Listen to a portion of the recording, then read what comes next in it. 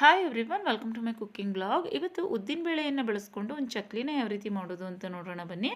ನಾನಿಲ್ಲಿ over night ಉದ್ದಿನ ಬೇಳೆನ ಇಟ್ಕೊಂಡಿದ್ದೀನಿ. ಅಂದರೆ ಒಂದು 8 ಅವರ್ಸ್ ಉದ್ದಿನ ಬೇಳೆ ನೆಂದಿದೆ. ಈಗ ಮಾರ್ನಿಂಗಲ್ಲಿ ಅದನ್ನು ಒಂದು ಪಾತ್ರೆಗೆ ಬೇಯಲಿಕ್ಕೆ ಹಾಕೋತಾ ಇದ್ದೀನಿ. ಬೇಯಲಿಕ್ಕಾದರೂ ಹಾಕ್ಕೊಳ್ಬೋದು ಒಂದು ಪಾತ್ರೆಗೆ, ಇಲ್ಲಾಂದರೆ ಕುಕ್ಕರ್ನಲ್ಲಾದರೂ ವಿಷಲ್ ಕೂಗಿಸ್ಕೊಳ್ಬೋದು. ಈಗ ನಾನು ಪಾತ್ರೆಯಲ್ಲೇ ಅದನ್ನು ಬೇಯಿಸ್ಕೊಂಡಿದ್ದೀನಿ ಚೆನ್ನಾಗಿ. ನಾನಿಲ್ಲಿ ಒಂದು ಅರ್ಧ ಕೆ ಜಿಗಿಂತ ಜಾಸ್ತಿ ಉದ್ದಿನಬೇಳೆಯನ್ನು ತೊಗೊಂಡಿದ್ದೀನಿ, ಏಕೆಂದರೆ ಜಾಸ್ತಿ ಕ್ವಾಂಟಿಟಿಯಲ್ಲಿ ಚಕ್ಲಿ ಮಾಡ್ತಾ ಇರೋದ್ರಿಂದ.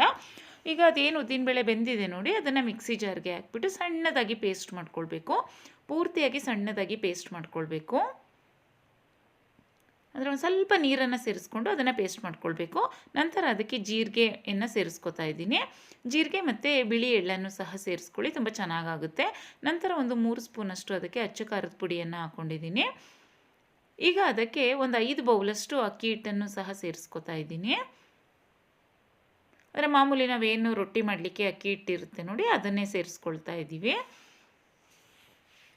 ನಂತರ ಈಗ ಇದಕ್ಕೆ ಒಂದು ಅರ್ಧ ಬೌಲಷ್ಟು ಬಿಸಿ ಎಣ್ಣೆ ಮತ್ತು ಒಂದು ಅರ್ಧ ಬೌಲಷ್ಟು ಬಿಸಿ ತುಪ್ಪವನ್ನು ಸೇರಿಸ್ಕೊತಾ ಇದ್ದೀವಿ. ಅಂದರೆ ಒಂದು ಅರ್ಧ ಬೌಲ್ ರಿಫೈನ್ಡ್ ಆಯಿಲ್ ಮತ್ತು ಒಂದು ಅರ್ಧ ಬೌಲಷ್ಟು ತುಪ್ಪವನ್ನು ಸಹ ಕಾಯಿಸ್ಬಿಟ್ಟು ಅದಕ್ಕೆ ಸೇರಿಸ್ಕೊತಾ ಇದ್ದೀವಿ.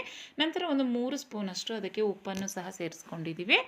ಇಷ್ಟು ಹಾಕಿದ್ಮೇಲೆ ಅದನ್ನು ಚೆನ್ನಾಗಿ ಮಿಕ್ಸ್ ಮಾಡ್ಕೊಳ್ಬೇಕು. ನೀಟಾಗಿ ಅದನ್ನು ಚಕ್ಲಿ ಹಿಟ್ಟಿನ ಅದಕ್ಕೆ ಮಿಕ್ಸ್ ಮಾಡ್ಕೊಳ್ಬೇಕು.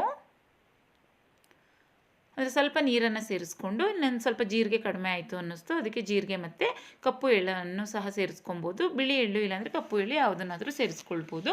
ನೋಡಿ, ಈ ರೀತಿಯಾಗಿ ಅದನ್ನು ಏನು ಚಕ್ಲಿ ಹಿಟ್ಟಿನ ಅದಕ್ಕೆ ಕಲಿಸ್ಕೊಳ್ತೀವಿ. ಚಕ್ಲಿಯನ್ನು ಮಾಡ್ಕೊಬೇಕಾದ್ರೆ ಫಸ್ಟು ಚೆನ್ನಾಗಿ ನಾದ್ಕೊಳ್ಬೇಕಾಗುತ್ತೆ. ಕೈನಿಂದ ಚೆನ್ನಾಗಿ ನಾದ್ಕೊಂಡು ಚಕ್ಲಿ ಒರಳಿಗೆ ಹಾಕ್ಕೊಂಡು ಚಕ್ಲಿಗಳನ್ನ ನೋಡಿ ಈ ರೀತಿಯಾಗಿ ನಾವು ಪ್ರೆಸ್ ಮಾಡಿ ಇಟ್ಕೊಂಡಿದ್ದೀವಿ ಚಕ್ಲಿನ. ಅದನ್ನು ಎಣ್ಣೆಗೆ ಹಾಕ್ಬಿಟ್ಟು ಕರಿತಾ ಇದ್ದೀವಿ.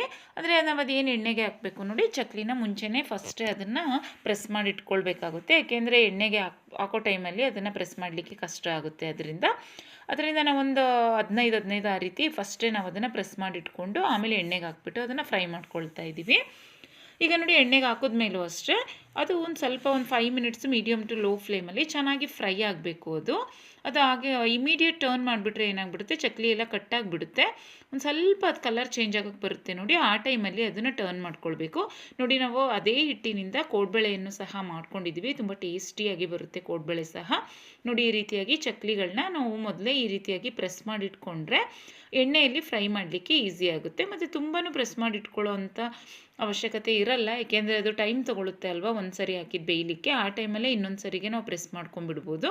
ಅಂದರೆ ಒಂದು ಸರಿಗೆ ಎಷ್ಟು ಬೇಕಾಗುತ್ತೆ ನೋಡಿ, ಒಂದು 10ರಿಂದ ಒಂದು 15 ಅಷ್ಟನ್ನು ನಾವು ಒಂದು ಸರಿ ಪ್ರೆಸ್ ಮಾಡ್ಕೊಳ್ಬೋದು. ನೋಡಿ, ಈ ರೀತಿಯಾಗಿ ಪ್ರೆಸ್ ಮಾಡಿಕೊಂಡು ಅದನ್ನು ಎಣ್ಣೆಗೆ ಹಾಕ್ಬಿಟ್ಟು ಫ್ರೈ ಮಾಡ್ಕೊಳ್ತಾ ಇದ್ದೀವಿ. ಮತ್ತು ಹಬ್ಬಕ್ಕೆಲ್ಲ ಮಾಡ್ಕೊಳ್ತೀವಿ ನೋಡಿ, ಇಲ್ಲಾಂದರೆ ಯಾವ್ದಾದ್ರು ಫಂಕ್ಷನ್ಸ್ಗೆಲ್ಲ ಮಾಡ್ಕೊಂಡಾಗ, ಇಲ್ಲಾಂದರೆ ಯಾರಿಗಾದ್ರೂ ಕೊಡಬೇಕು ಅಂದಾಗೆಲ್ಲ ಮಾಡ್ಕೊಳ್ತೀವಿ ನೋಡಿ. ಈ ರೀತಿಯಾಗಿ ಮಾಡ್ಕೊಂಡಾಗ ತುಂಬ ಟೇಸ್ಟಿಯಾಗಿ ಬರುತ್ತೆ. ಮತ್ತು ನಾವು ಅದೇನು ಚಕ್ಲಿನ ಪ್ರೆಸ್ ಮಾಡ್ಕೊಳ್ತೀವಿ, ಮಧ್ಯದಲ್ಲಿ ಕಟ್ಟಾಗಲ್ಲ, ನೀಟಾಗಿ ಬರುತ್ತೆ. ಉದ್ದಿನಬೇಳೆ ಇಂದ ಮಾಡ್ಕೊಂಡಿರುವಂತಹ ಚಕ್ಲಿ ತುಂಬ ನೀಟಾಗಿ ಬರುತ್ತೆ. ಮತ್ತು ಎಣ್ಣೆನೂ ಅಷ್ಟೇ, ತುಂಬ ಎಣ್ಣೆನೂ ಕುಡಿಯಲ್ಲ ಅದು. ಮತ್ತು ಎಣ್ಣೆಯಲ್ಲೂ ಸಹ ಬಿಟ್ಕೊಳ್ಳೋದಿಲ್ಲ. ಎಣ್ಣೆನೂ ಸಹ ನೋಡಿ, ಈಗ ಚಕ್ಲಿ ಫ್ರೈ ಆದಮೇಲೂ ಸಹ ಎಣ್ಣೆ ನೀಟಾಗಿ ಫ್ರೆಶ್ ಆಗೇ ಇರುತ್ತೆ. ನೋಡಿ, ಈ ರೀತಿಯಾಗಿ ನಾವು ಅದೇನು ಚಕ್ಲಿಗಳನ್ನ ಎಣ್ಣೆಗೆ ಹಾಕ್ತೀವಿ, ಅದು ಸ್ವಲ್ಪ ಫ್ರೈ ಆಗಬೇಕು. ನಂತರ ಅದನ್ನು ನಾವು ಈ ರೀತಿಯಾಗಿ ಟರ್ನ್ ಮಾಡ್ಕೊಳ್ಬೇಕು. ಮತ್ತು ಟರ್ನ್ ಮಾಡಿಬಿಟ್ಟು ಒಂದು 2 ನಿಮಿಷ 3 ನಿಮಿಷ ಬಿಟ್ಬಿಡಬೇಕು. ಹಾಗೆ ಅಂದರೆ ಒಂದು ಸ್ವಲ್ಪ ಲೈಟ್ ಕಲರಾಗಿ ಅದು ಬ್ರೌನ್ ಕಲರಲ್ಲಿ ಚೇಂಜ್ ಆಗಬೇಕು. ಅಲ್ಲಿ ತನಕ ಅದನ್ನು ನೀಟಾಗಿ ಫ್ರೈ ಮಾಡ್ಕೊಳ್ಬೇಕು. ನೋಡಿ, ಈ ರೀತಿಯಾಗಿ ಎಷ್ಟು ಚಕ್ಲಿಗಳನ್ನ ಮಾಡಿಕೊಂಡ್ರೂ ಸಹ ನೀಟಾಗಿ ಮಾಡ್ಕೊಳ್ಬೋದು, ಅದೇನು ಕಟ್ಟಾಗೋದಿಲ್ಲ. ಮತ್ತು ಮಕ್ಕಳು ಸಹ ತುಂಬ ಇಷ್ಟಪಡ್ತಾರೆ. ಮತ್ತು ಈವ್ನಿಂಗ್ ಸ್ನ್ಯಾಕ್ಸ್ ಟೈಮಲ್ಲೂ ಸಹ ಕಾಫಿ ಟೀ ಎಲ್ಲ ಮಾಡ್ಕೊಳ್ತೀವಿ ನೋಡಿ, ಆ ಟೈಮಲ್ಲೂ ಸಹ ತುಂಬ ಚೆನ್ನಾಗಾಗುತ್ತೆ. ಮತ್ತು ಗೆಸ್ಟ್ಗಳು ಬಂದಾಗ ಗೆಸ್ಟ್ಗಳಿಗೆ ಕೊಡೋಕ್ಕೂ ಸಹ ತುಂಬ ಚೆನ್ನಾಗಾಗುತ್ತೆ. ಮತ್ತು ಇದನ್ನು ಮಾಡಿಕೊಂಡಾಗ ಒಂದು 15 ಡೇಸ್ ಇಲ್ಲಾಂದರೆ ಒಂದು 20 ಡೇಸ್ ತನಕ ನೀಟಾಗಿ ಅದನ್ನು ಸ್ಟೋರ್ ಮಾಡಿಬಿಟ್ಟು ಸಹ ಇಟ್ಕೊಳ್ಬೋದು, ಹಾಳಾಗೋದಿಲ್ಲ. ನೋಡಿ, ಈ ರೀತಿಯಾಗಿ ನಾವು ಕೋಡ್ಬಳೆಗಳನ್ನು ಸಹ ಪ್ರೆಸ್ ಮಾಡಿಕೊಂಡು ಕೋಡ್ಬಳೆಗಳನ್ನು ಸಹ ಇದೇ ಹಿಟ್ಟಲ್ಲಿ ಮಾಡ್ಕೊಳ್ಬೋದು. ನೋಡಿ, ನಾವೊಂದು 50ರಿಂದ 60 ಆ ರೀತಿ ಒಂದು ಚಕ್ಲಿಗಳನ್ನ ಮಾಡ್ಕೊಂಡಿದ್ದೀವಿ. ಆ ರೆಸಿಪಿ ಇಷ್ಟ ಆದರೆ ನೀವು ಸಹ ಟ್ರೈ ಮಾಡಿ, ಹಾಗೆ ಬೇರೆಯವ್ರಿಗೂ ಸಹ ಶೇರ್ ಮಾಡಿ, ಹಾಗೆ ಚಾನಲ್ನ ಸಬ್ಸ್ಕ್ರೈಬ್ ಮಾಡ್ಕೊಳ್ಳಿ. ಉದ್ದಿನಬೇಳೆ ಹಾಕಿರೋದ್ರಿಂದ ತುಂಬ ಟೇಸ್ಟಿಯಾಗಿ ಬರುತ್ತೆ ಚಕ್ಲಿ. ಈ ರೆಸಿಪಿ ಇಷ್ಟ ಆದರೆ ಟ್ರೈ ಮಾಡಿ, ಹಾಗೆ ಬೇರೆಯವ್ರಿಗೂ ಸಹ ಶೇರ್ ಮಾಡಿ. Thanks for watching. ಬಾಯ್.